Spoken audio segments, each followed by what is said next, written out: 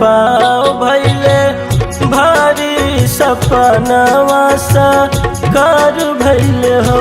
हे रामा चैतमा से पाँव भैले भारी सपनवा साकार भैले हो।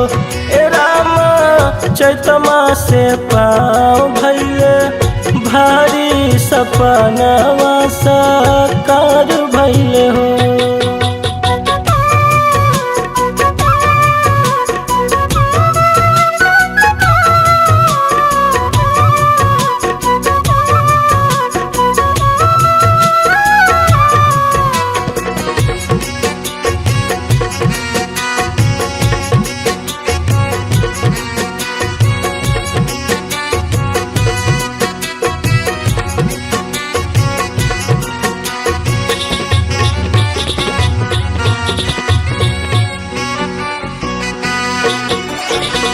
सासु मोरा लह बरला गावस देवा रुचि ढावस देवा रुचि ढावस हो।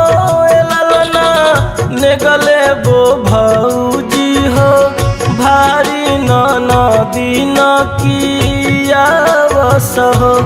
ललना नेगले बो भौजी हो भारी नदी न कियावस हो। ललना नेगले बो भौजी हो भारी नदी न कियावस हो।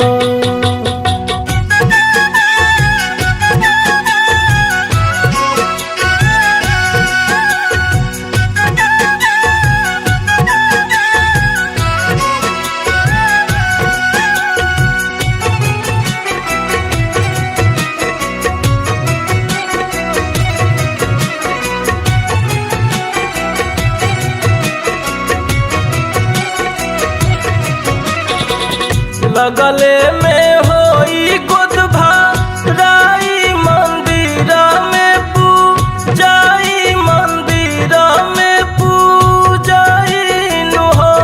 ललना नैहरा में खबर भे जाई तमाई हुल साई नु हो।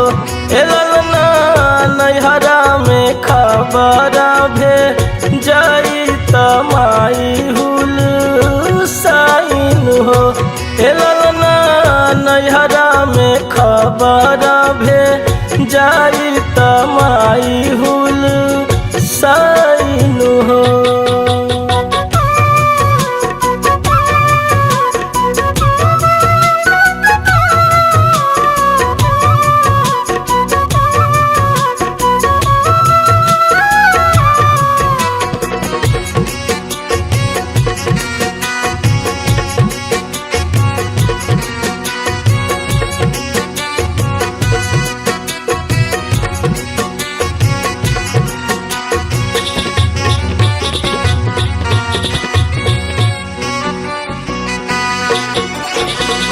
जस जस दीनानिया राइला माना घड़बा राइला माना घड़बा राइला हो।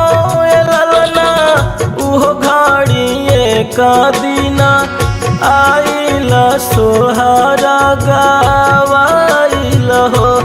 ललना उहो घड़िए का दीना आइला सोहरा गावाइला हो।